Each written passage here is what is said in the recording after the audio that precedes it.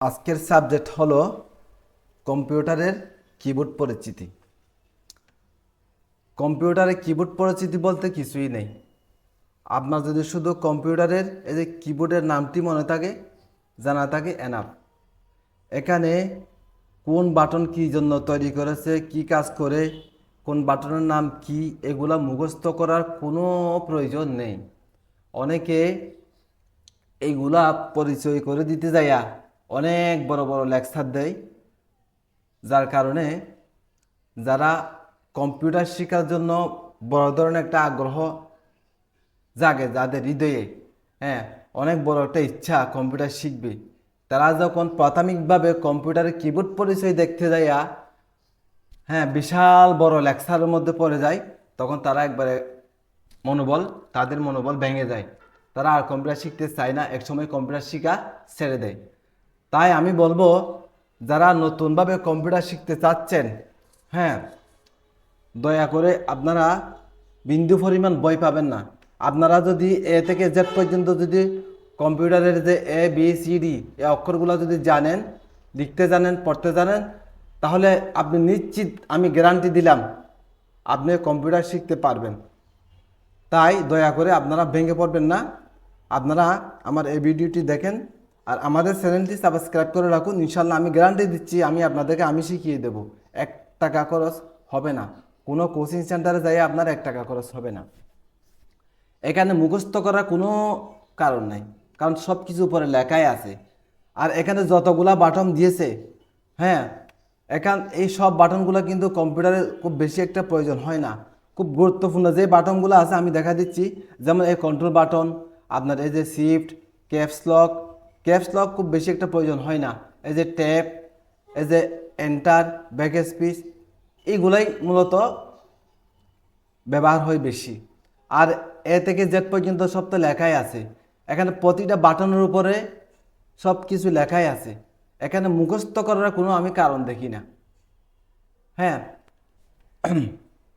যেমন আমি আপনাদেরকে দেখাই, এই যে অনেকে বলে যে এটার কারণ, এটার কাজ কি, এটা যদি লেকচার দিতে যায় আমি চাইলে 1 ঘন্টা লেকচার দিতে পারবো, কিন্তু কেন আমি 1 ঘন্টা লেকচার দেব? আমি উদাহরণস্বরূপ একটু আপনাদেরকে দেখাই।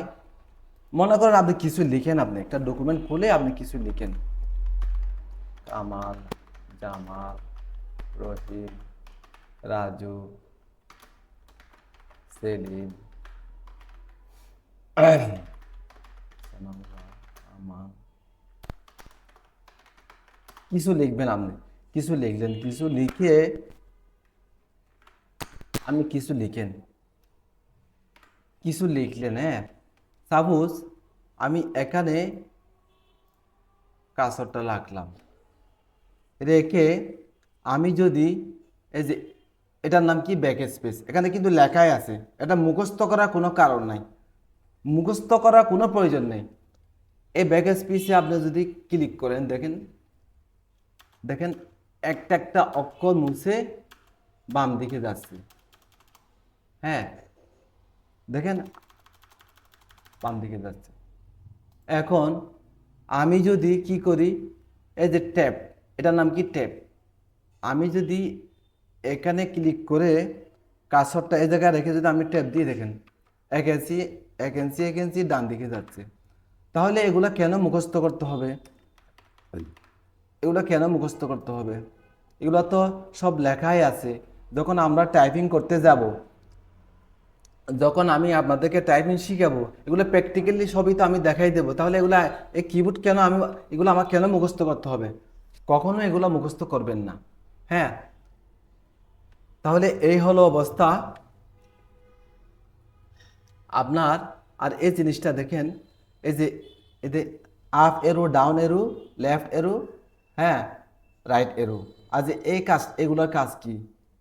এগুলো তো আপনি যখন প্র্যাকটিক্যালি, যেমন কার্সরটা এই জায়গায় রাখলেন, আপনি এর নিচের দিকে দিলে নিচে নামবো, উপর দিকে দিলে উপরে উঠবো। আর লেফট এরো, এই যে আপনার লেফট, রাইট, এই যে এরোর কাজ, এগুলো তো মাউস দিয়ে হয়। যাই হোক, প্র্যাকটিক্যালি যখন কাজ করতে যাবেন, প্রতিটা বাটনের কাজ কি এগুলো অবশ্যই আপনি যখন টিপবেন, যেমন এই যে স্পেস বার, এই যে স্পেস বার, এই যে লম্বা, এটার নাম হলো স্পেস বার। আমি যদি এখানে ক্লিক করি, এই যে দেখেন দেখেন স্পেস স্পেস হচ্ছে, স্পেস হচ্ছে। যখন আমি আপনাদেরকে এই নেক্সট ভিডিওতে, এটার পরের ভিডিওতে যখন আমি টাইপিং করতে যাব, আরও সুন্দর করে দেখাই দিব। ঠিক আছে, এই যে space bar, control alt shift caps lock tab, তাহলে আপনার শিফট এন্টার ব্যাক স্পেস, এই কয়টা বাটন খুবই গুরুত্বপূর্ণ। আর এখানে তো এগুলো যদি কোনোদিন প্রয়োজন হয়, খুব বেশি একটা প্রয়োজন হয় না। F1 F2 F3 F4 এগুলো খুব বেশি একটা প্রয়োজন হয় না। যখন আপনাদের প্রয়োজন হবে, লেখাই তো আছে, তাহলে এখান থেকে আপনার টিপ দিলে অবশ্যই উঠে যাবেন। তাহলে এই যে 1 2 3 4 5 এই লাইনের মধ্যেও আছে, আবার ডান সাইডে এসে আপনার এখানেও আছে সব কিছু, দেখেন 1 2 3 4 5 এখানেও আছে। তাহলে এগুলো আপনি যখন কাজ করতে যাবেন, যখন আমি আপনাদেরকে টাইপিং শিখাবো, তখন দেখবেন যে এগুলো কাজ কি আপনার অটোমেটিকলি বুঝতে পারবেন। এখন থেকে আপনার এগুলো মুখস্থ করার কোনো প্রয়োজন নেই।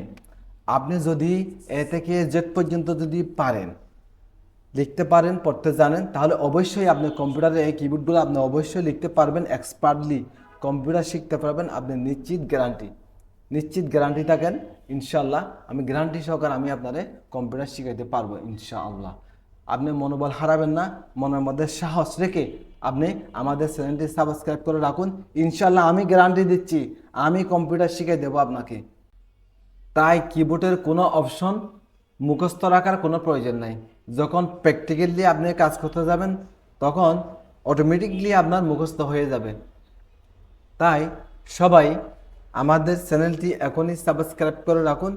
ইনশাআল্লাহ আগামী পর্বে কিভাবে এক্সপার্টলি ইংরেজি টাইপিং করতে পারবেন, বাংলা টাইপিং করতে পারবেন, হ্যাঁ, গ্রাফিক্স ডিজাইন, ফটোশপ, ফ্রিল্যান্সিংয়ের কাজ, অনলাইনের যাবতীয় কাজ, কিভাবে অনলাইনে ব্যবসা করে সফলতা অর্জন করবেন, ইনশাল্লাহ ধারাবাহিকভাবে আসতেছে। তাই সবাই সাবস্ক্রাইব করে সাথে থাকুন। সবাই সুস্থ থাকুন, ভালো থাকুন। আল্লাহ হাফেজ।